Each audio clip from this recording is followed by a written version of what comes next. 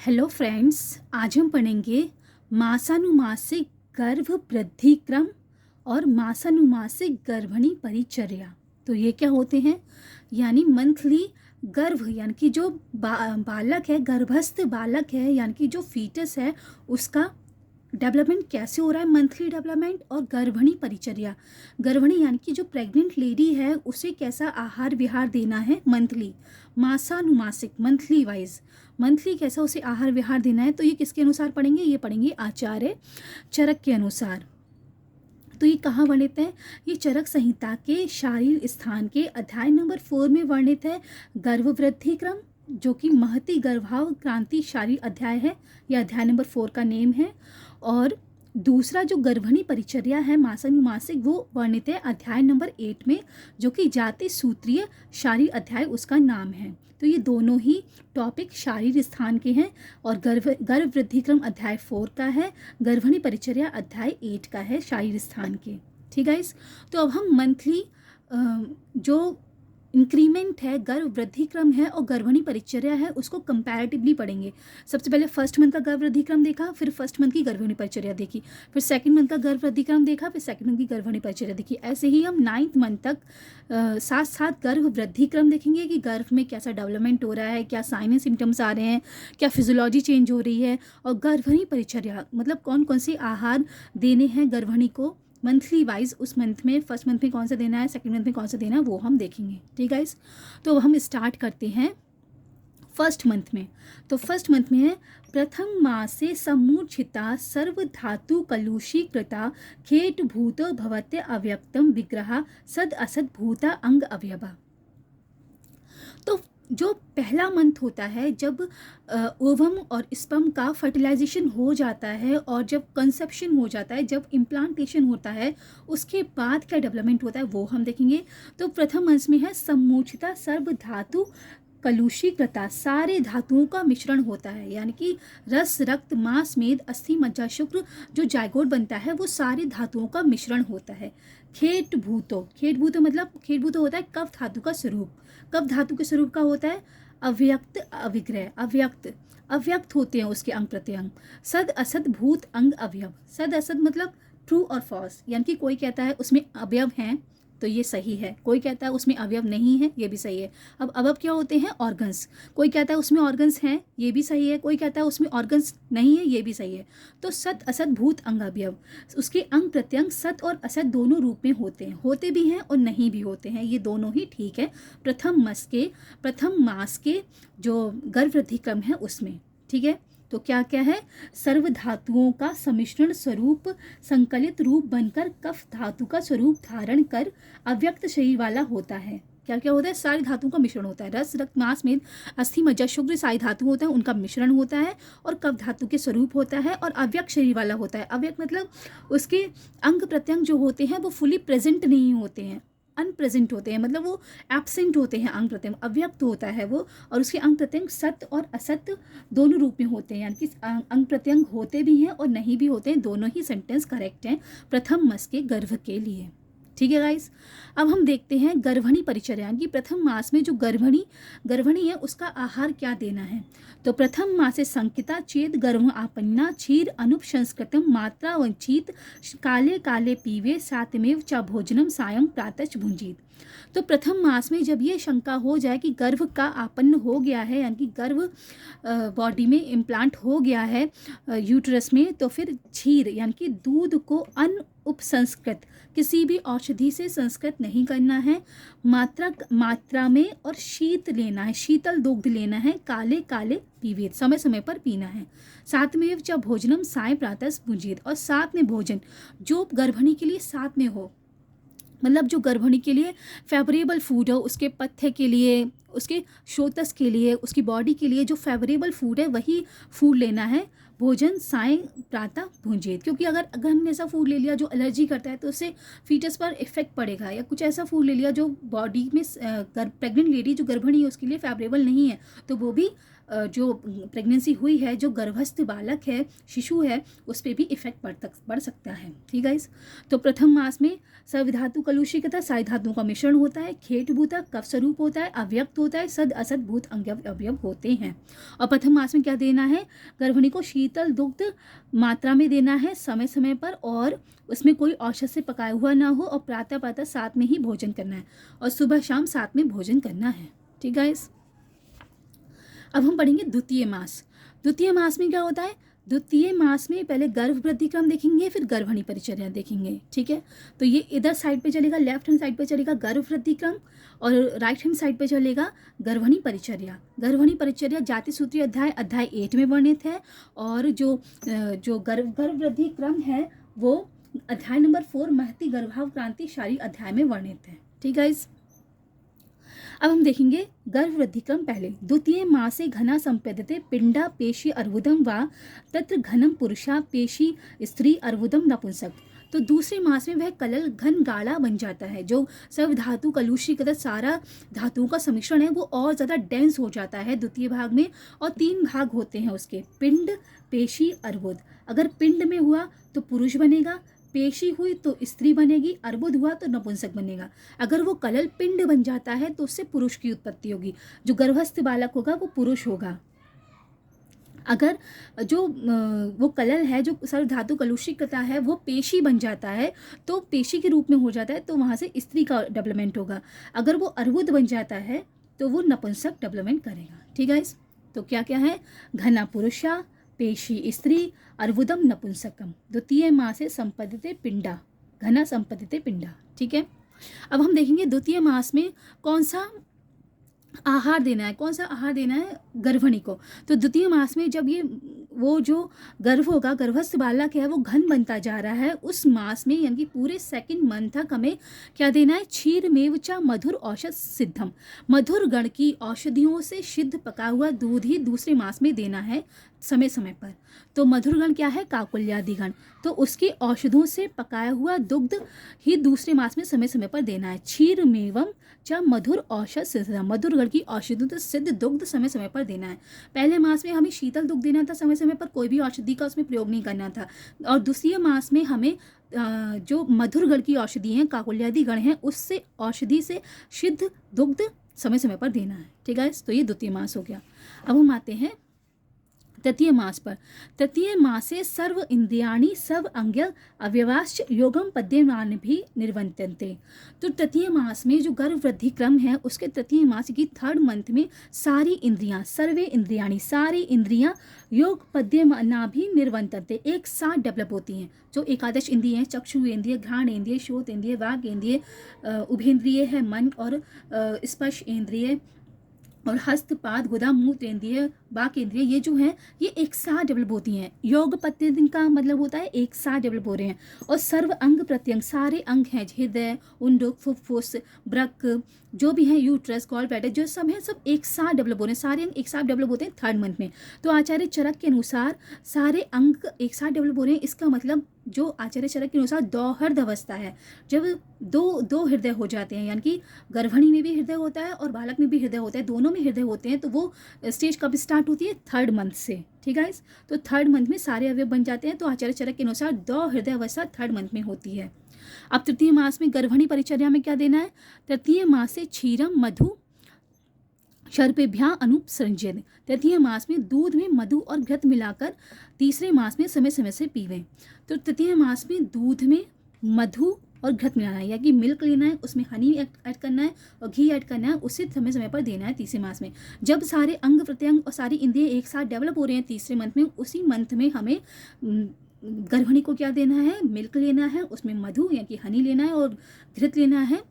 मधु में और हनी यानी कि मधु और घृत सर्पी, उसे संस्कृत करके क्षीर को तृतीय मास में देना है। तो पूरे तृतीय मास तक दूध में मधु और घृत मिलाकर देना है। ठीक है। अब आते हैं 4th मंथ पे।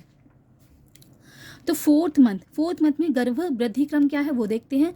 चतुर्थ मासे स्थिरत्वं मापद्यते गर्भा तस्मात् तदा गर्भणी गुरु गातितम अधिकम मापद्यते विशेषेण।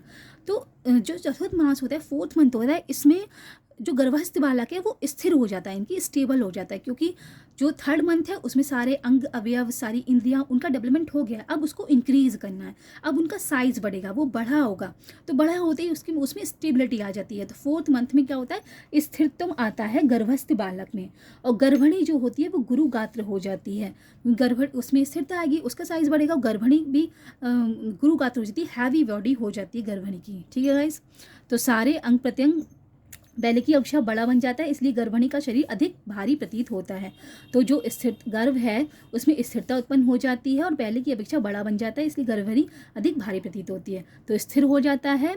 तस्मात गर्भणी गुरुगात्र, गुरुगात्र, गात मतलब शरीर, गुरु मतलब भारी, तो गुरुगात्र हो जाती है किसमें, फोर्थ मंथ में। ठीक है, तो फोर्थ मंथ में गर्भणी गुरुगात्र हो जाती है, और मास जो गर्भस्थ बालक होता है वो स्थिर हो जाता है। अब देखते हैं चतुर्थ मास में क्या आहार देना है। तो चतुर्थ मास में क्षीर नवनीतम अक्षमात्रम अस्नियात। फोर्थ मंथ में दूध में नवनीत यानी कि मक्खन मिलाकर देना है। पूरे फोर्थ मंथ जब जो गर्भस्थ बालक है वो स्थिर हो गया है, गर्भणी गुरु गात्र हो गई है, तो उस पूरे मंथ में दूध में मक्खन मिलाकर देना है, या फिर दूध से निकाला गया मक्खन चौथे मास में देना है। या तो मिल्क लें उसमें मक्खन मिला दें, या फिर दूध लें उसमें से मक्खन निकालें, उसको दें। कितनी मात्रा में, 2 तोला, जिसे कहते हैं 1 अक्ष, तो 1 अक्ष मात्रा में देना है। ठीक है, अब हम पढ़ेंगे फिफ्थ मंथ में। फिफ्थ मंथ में क्या होता है, पंचमे मासे गर्भस्य मास शोणित उपचयो भवते अधिक मन्येभ्यो मासेभ्यो तस्मात् तदा गर्भणी काशर्यम आपद्यते विशेषेण। तो 5वें मास में पंचम मास की वृद्धि, पंचम मास ऐसे याद रख सकते हैं, पंचम मास, और मास ही बढ़ रहा है, मास यानी कि मसल्स बढ़ रही हैं और रक्त बढ़ रहा है, मास और रक्त की अधिक वृद्धि हो रही है।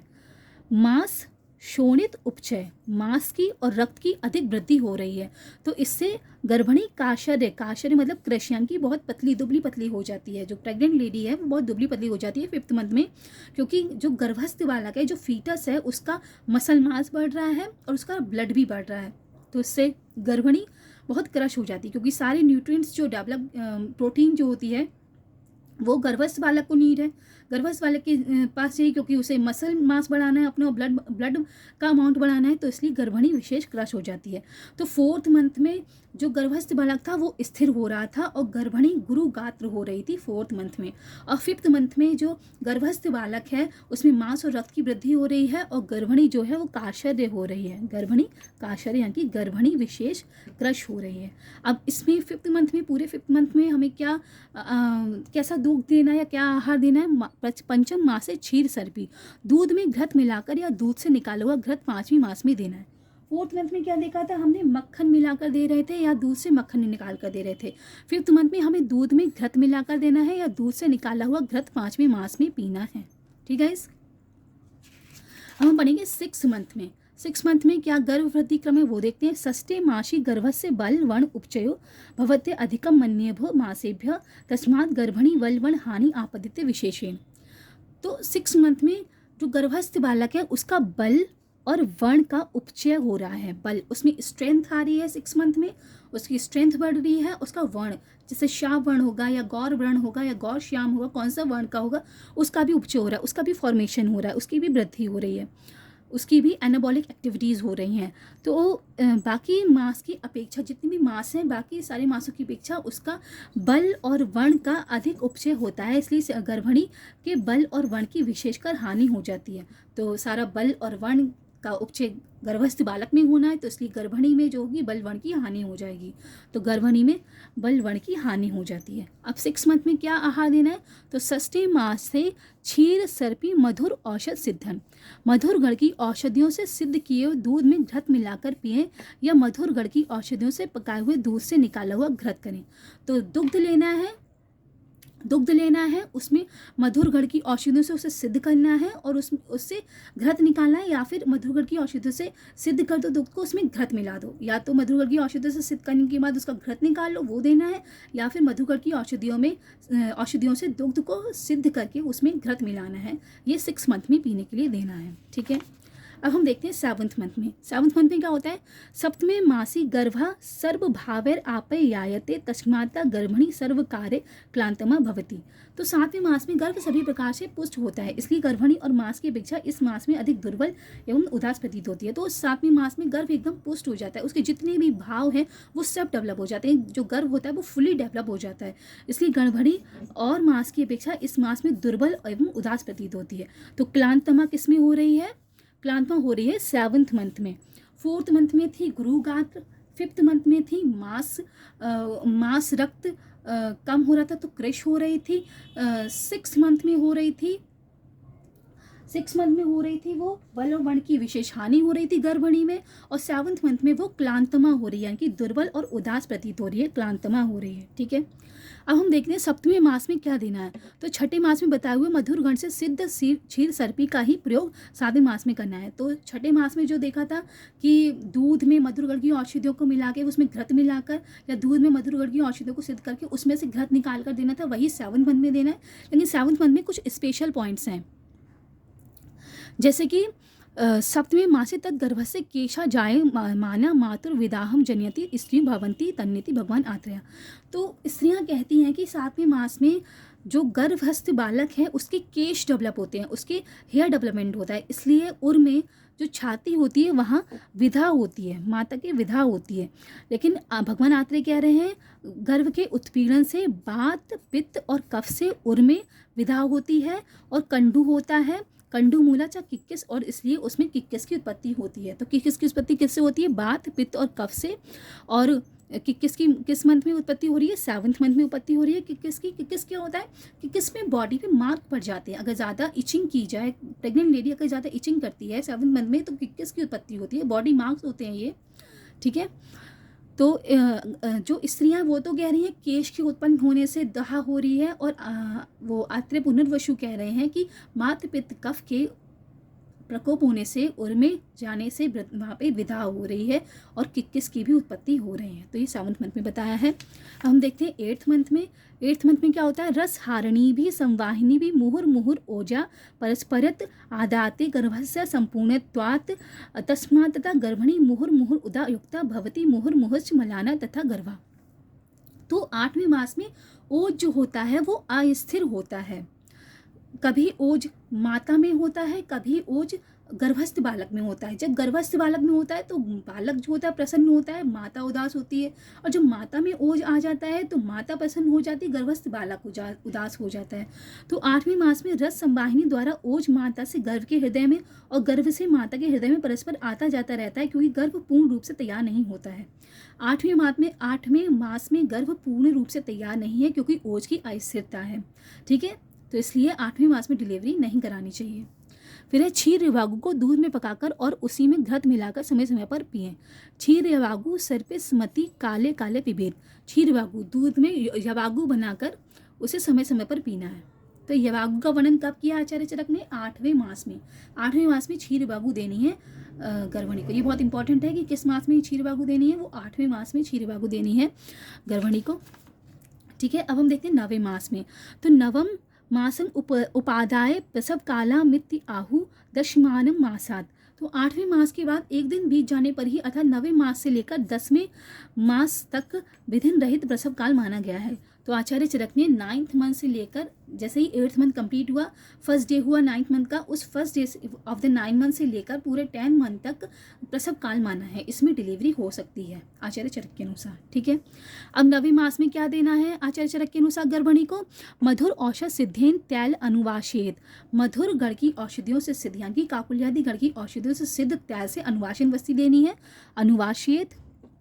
और पिचू धारण करना, उसी तैल से पिचू धारण करना योनि में, जिससे गर्भ स्थान मार्ग का स्नेहन हो सके। तो 9वें मास में गर्भिणी को मधुर वर्ग की औषधियों से पकाए हुए तेल से अनुवासन वस्ती देना है, और इसी तेल से कपड़े का फाहा भिगोकर गर्भ स्थान और गर्भ मार्ग को स्नेहन करने के लिए योनि में धारण करना चाहिए। ठीक है, तो 9वें मास में आस्थापन बस्ती देनी है आचार्य चरक के अनुसार। ये बहुत इंपॉर्टेंट पॉइंट है कि किस मास में आस्थापन बस्ती देनी होती है। 9वें मास में आस्थापन बस्ती देनी होती है, और क्षीर यवागु कब देनी होती है? 8वें मास में देनी होती है। तो 9वें मास में यवागु, 6ठे मास में 8वें मास में क्षीरवागु देनी है, 9वें मास में अनुवाचन वस्ती देनी है।